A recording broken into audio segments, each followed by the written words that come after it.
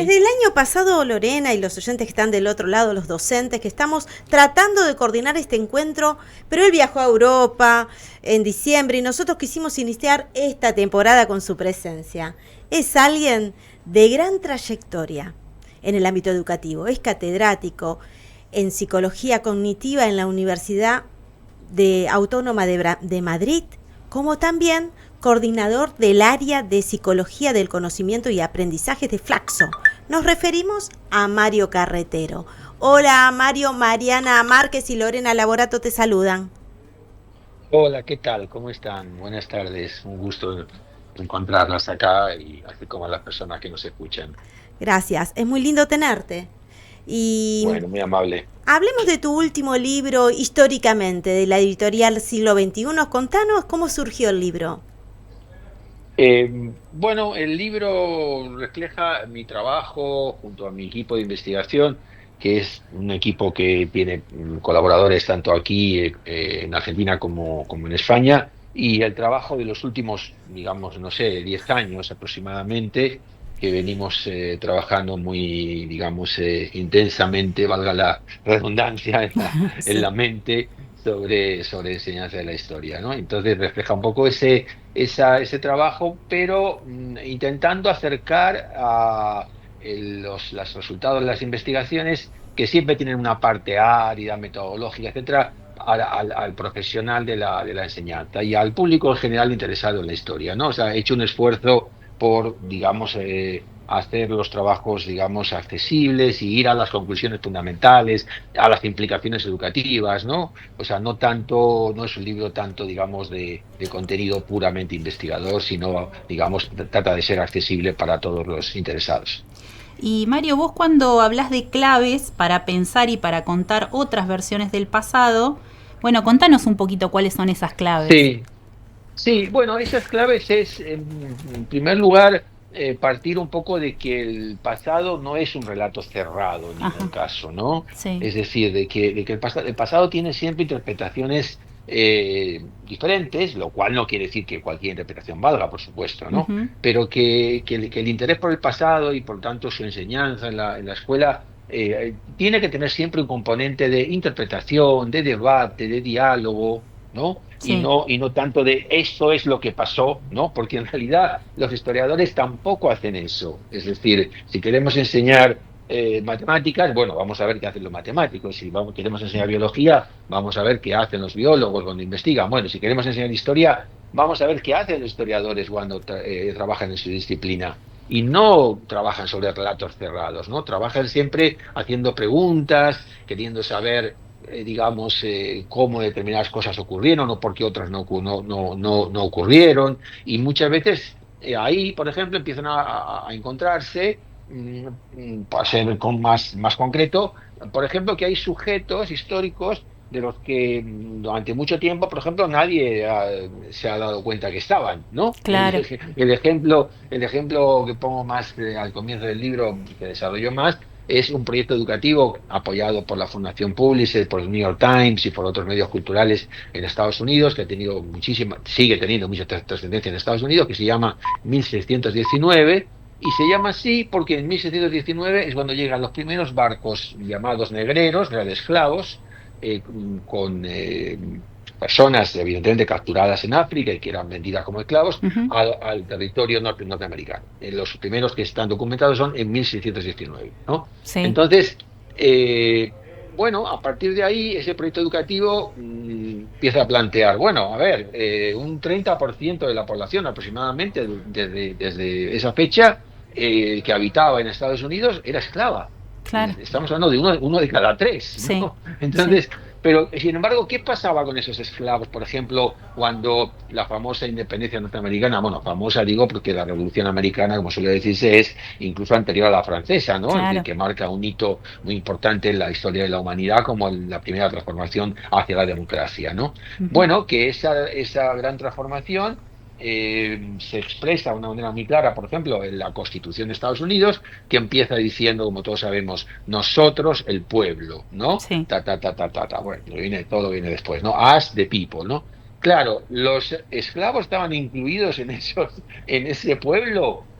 Y no, No, parece que no, totalmente. parece que no. Entonces, Exacto. y no solamente no lo estaban, sino que será después, ¿no? Ciento y pico años más tarde, 200 años más tarde, una guerra civil, ni más ni menos, Ujú. porque, digamos, en términos así, por decirlo de manera rápida, la mitad del país estaba a favor de la esclavitud y los estados del norte estaban más bien en contra de la esclavitud, porque más bien estaban en pos de un modelo, digamos, industrial, ¿no? De un modelo agrícola que se movía fundamentalmente con digamos, fuerza esclava, ¿no? Sí. Y llega a haber una guerra civil. Pero esa guerra civil, que la ganan los Estados del Norte, todavía va a haber que esperar posteriormente a eventos muy conocidos de todos, como puede ser las luchas de Martin Luther King y la lucha, digamos, a favor de los derechos civiles de las personas afroamericanas, que, bueno, que termina, como todos sabemos, entre comillas, con el asesinato de Martin Luther King. O sea, es decir, que, bueno, y no me extiendo más, ¿no? O sea que esto nos da una idea de cómo algo tan importante como es ese sujeto histórico llamado los esclavos fue ignorado durante siglos, Sí, no solo por la historia de la escuela, sino también por la historia disciplinar, o sea, por la historiografía, o sea, por la investigación histórica, ¿no? tal cual. Que la esclavitud la considera un tema prácticamente sin interés durante mucho, mucho, mucho tiempo, hasta hace aproximadamente 20, 30 años, que la esclavitud empieza a ser un tema muy importante de investigación entre los historiadores norteamericanos, ¿no? Bueno, aquí es un ejemplo, ¿no? Podríamos poner Sí. otros muchos, pero digamos, me he extendido un poquito en este ejemplo para hacer esto más concreto, ¿no? O sea, decir que hay sujetos históricos que se olvidan, Ujú. bueno, puede parecer una frase como muy genérica, pero vemos después que no es nada genérica, que tiene implicaciones, digamos, ¿no? Sí, para la sociedad y desde luego para la enseñanza, ¿no? Sí. Eh, Eh, Así es que, bueno, no sé si coincidís parto un vos, poco de ahí. que también, Sí, viste, pasó con las mujeres que participaron de la guerra de Malvinas, que siempre, viste, en el relato histórico claro, siempre claro, aparecían los soldados, bueno, claro. obviamente, pero hubo muchas Sí, mujeres que participaron y que ayudaron en la labor de la sí, guerra y en el transcurso de la guerra, que también no fueron mencionadas en Ni la historia, ni reconocidas. reconocidas hasta ahora, no hace muy poquito. absolutamente, absolutamente, exactamente. Es decir, en los últimos años está habiendo, por suerte, un florecimiento muy Ujú. importante de los estudios específicos sobre el papel de las mujeres en determinados eventos históricos, ¿no? Tal cual. Que, ¿no? Los conflictos bélicos, por ejemplo, han sido siempre conflictos estudiados o presentados siempre como conflictos de hombres. Parece que solamente Claro, jugaron un papel los hombres. Y resulta que no. Bueno, un caso también muy importante, muy estudiado en los últimos años ha sido el papel de las aviadoras exacto, sí, rusas, soviéticas, en la sí, Segunda Guerra Mundial, sí, que cumplieron un papel importantísimo, ¿no? sí. Y en el sentido, digamos, vamos a llamarle negativo, por decirlo de alguna manera, o sea, de sufrimiento, Ujú. ¿no? Por ejemplo, las mujeres violadas cuando los soviéticos liberan Alemania, Sí, ¿no? Del nazismo. sí. Se calcula que 80.000 mujeres aproximadamente fueron violadas, y eso permaneció en el olvido, y no solo en el olvido, fue tapado, ¿no? Sí, Por la propia sociedad alemana, no solo por la sociedad soviética, sino por la propia sociedad alemana, fue tapado porque era vergonzante durante muchísimo tiempo, sí, ¿no? sí, sí, sí. Y si nos remitimos Entonces, más atrás claro, todavía, vamos a la claro, historia entonces, contemporánea de América Latina, donde, por ejemplo, en la época de la conquista, también pasaba con las mujeres de pueblos originarios, ¿no? También, donde los claro, conquistadores claro, también claro, abusaban de las absolutamente. indígenas, ahí se produce, digamos, la mezcla de razas y bueno, y Sí, surgen sí, sí, otro sí, tipo de razas. sí, precisamente en mi libro, Ujú.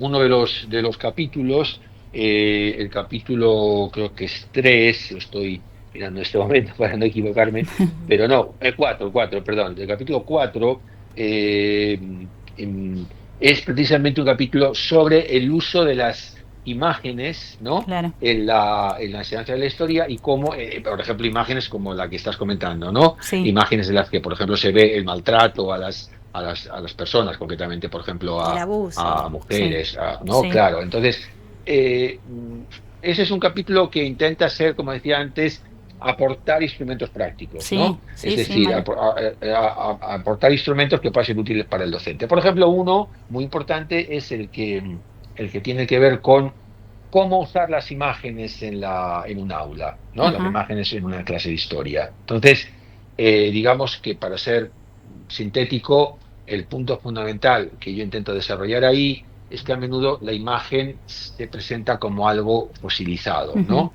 Es sí, decir, a menudo está la imagen, la que fuere, que puede ser una imagen antigua o puede ser una imagen más reciente, y a menudo suele haber un pie, ¿no? Como dicen los editores, o sea, un texto abajo de la imagen que dice, aquí puede verse como ta, ta, ta, ¿no? sí, Bueno, en realidad muchas veces lo primero que habría que ver es qué ven los alumnos y alumnas. sí, Porque, ojo, como yo cuento ahí en ese capítulo, yo presenté una imagen muy conocida, típica de estas de, digamos, la llegada de los europeos a América, una vez en unas clases en Alemania, ¿no? ujú, Eh, y estaba dando un curso de doctorado en Alemania unas alumnas me dijeron, uy, profesor, pero es que esa imagen es muy violenta.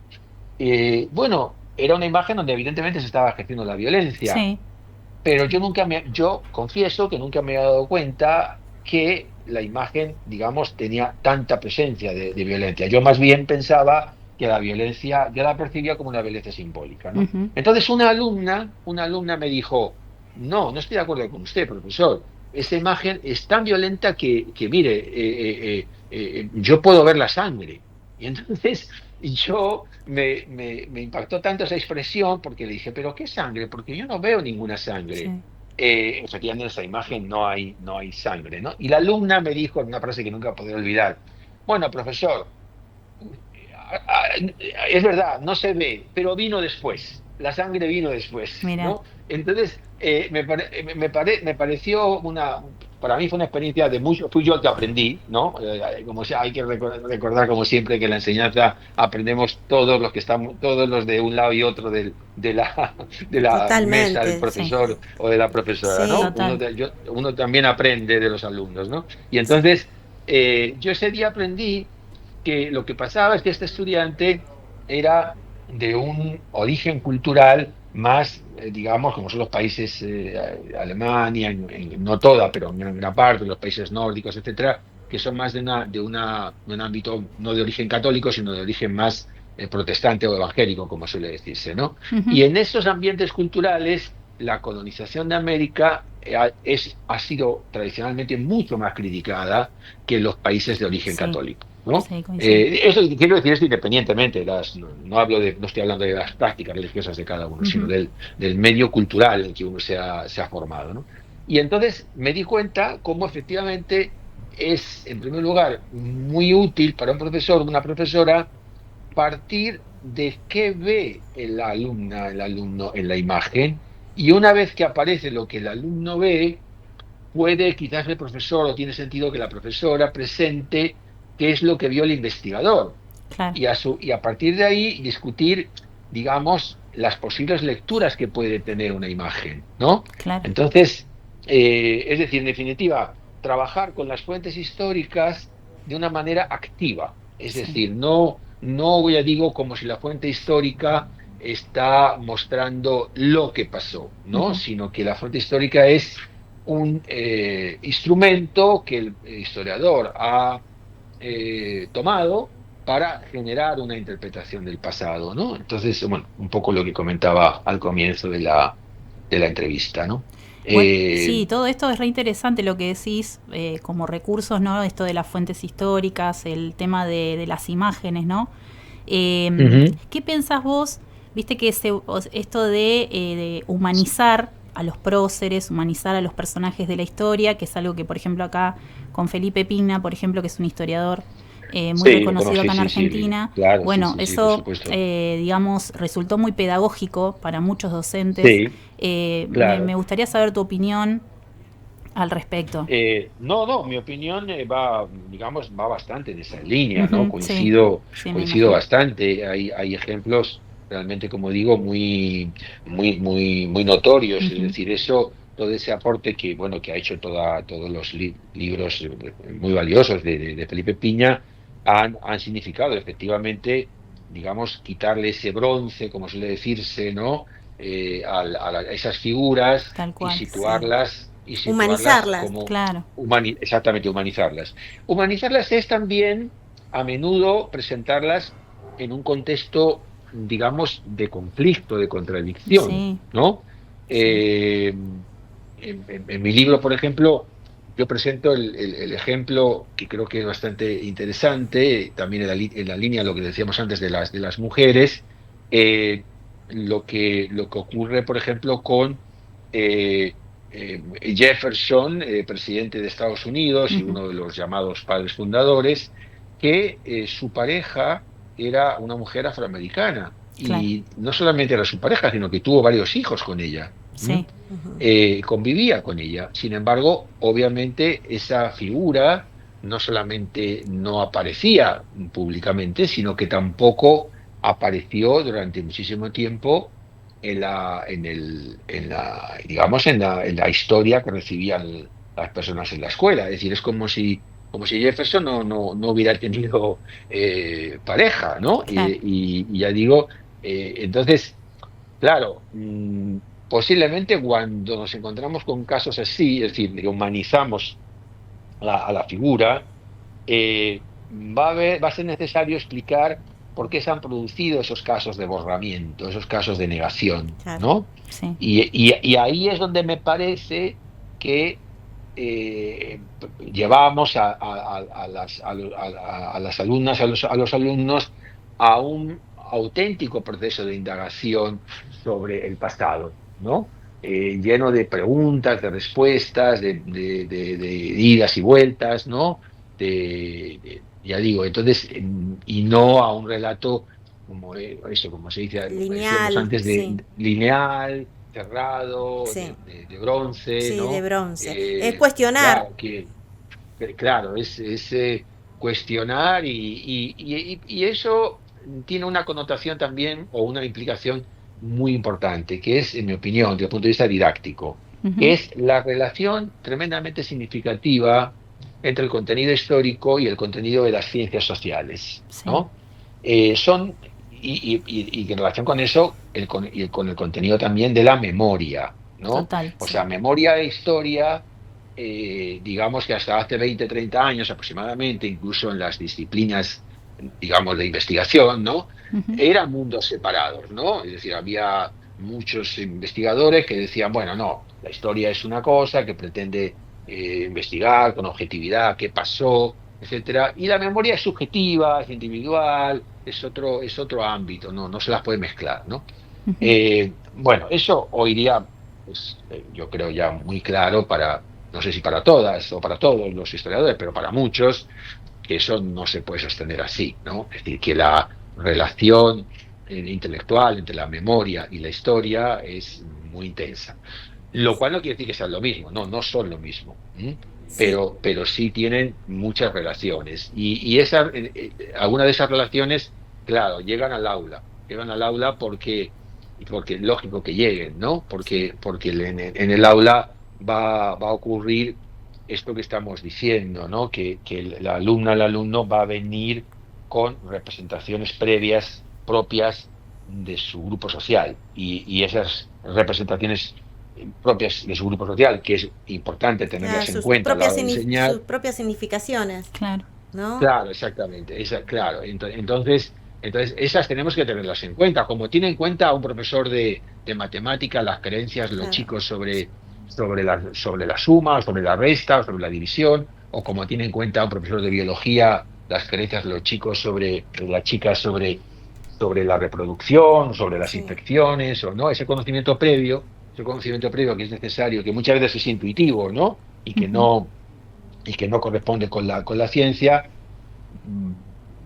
es necesario, digamos, usarlo, ¿no? Es Claro, necesario movilizarlo. ideas, conceptos, pensamientos que tienen los alumnos, los estudiantes. Claro, exactamente, claro. Es decir, o sea, de la enseñanza de la historia algo activo, Ujú. ¿no? Algo con lo que se trabaje, Sí. no algo que ya digo es simplemente que es que ya está, algo que se cuestiona, que se debate, ¿no? Y no, ya digo, algo que esté cerrado, ¿no? Es un buen Entonces, recurso para el docente este libro. Yo lo voy a utilizar para las clases porque es un buen recurso para esto de confrontar, pero de cuestionar, porque es lo que invita al libro.